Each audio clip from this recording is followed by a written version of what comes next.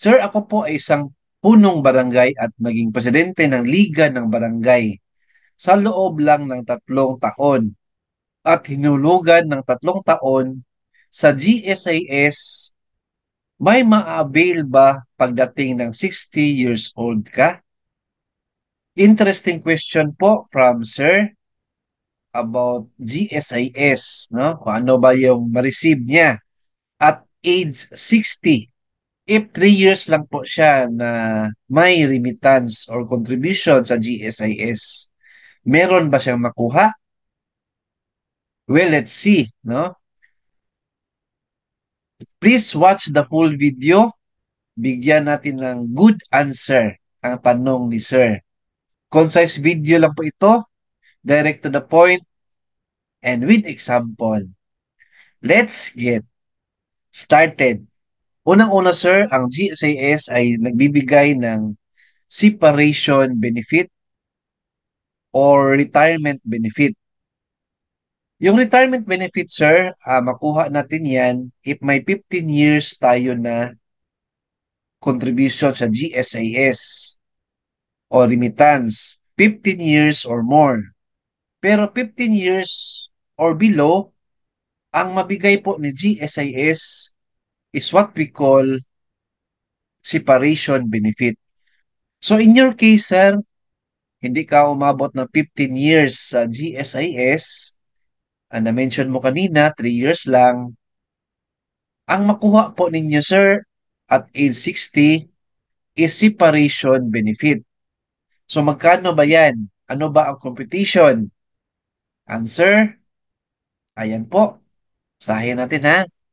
If you are ineligible for retirement benefit under RA 8291 because you did not meet the eligibility requirement, you may be entitled to separation benefit in the form of cash payment. Ayan po, yan yung na-mention ko kanina. Cash payment pala yung makuha niyo, sir.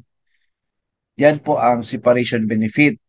So, ang computation yan, nandyan sa baba. Depende po sa conditions. Ayan, number one.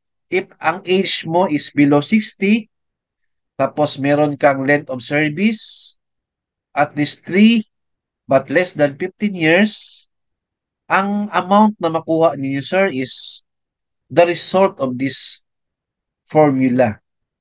100% AMC or average monthly compensation times PPP or number of years na may hulog ka sa GSIS. So sa example natin kanina, sir, sa tanong mo, hindi ka nag-mention yung sweldo mo kung magkano. Right? So hindi natin makompute ito. Pero if you have the monthly compensation right now, nandyan sa hawak mo ngayon, i-compute mo na lang, sir. Yan yung formula. So, ano ba yung average monthly compensation?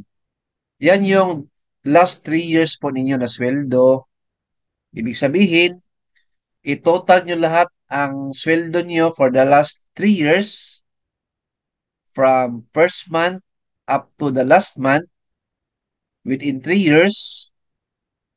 Kunin mo yung total, i-add mo lang. Then, i-divide nyo po for how many months po. Yan. So, 12, 24. So, i-divide nyo lang 36 months. Yan po ang formula para makuha nyo yung average monthly compensation. Then, pag nakuha nyo na po, i-times nyo po kung how many years ka na may remittance sa GSIS. In your case, 3 years. So, times 3 po. Ayan po. And at age 60, makuha nyo po ang cash payment na yan. Outright, ibigay agad ni GSIS. Basta po 60 years old na po tayo. Example number 2. Age below 60. Total length of service, at least 15 years. So, umabot ka ng 15 years or more. Ang makuha niyo po ng cash payment, sir, is 18 months ng basic monthly pension ninyo. So, kung magkano yung basic monthly pension ninyo, times 18 months, yan po ang makuha ninyo, sir. Upon separation, BMP for life start at age 60. Yan po. Yung pension niyo, sir, mag-start po yan at age 60. So, meron kang pension benefit kasi 15 years tayo na may GSIS contribution. Right? And then, while hindi ka pa age 60, tapos mag-retire ka na, meron kang 18 months na pabaon po ninyo while waiting sa age 60 po. Yan po. Example number 3, at least 60 years old, total length of service, at least 3 years, but less than 15 years. Ayan po. 100% na average monthly compensation, tapos PPP. When I say PPP, period paid premiums, if I'm not mistaken. Yung number of years po tayo na GSIS member or may remittance tayo. Then immediately po mabigay sa inyo if 60 years old na tayo. Yung example number 1, wala ka pang 60. So, yan po ang competition.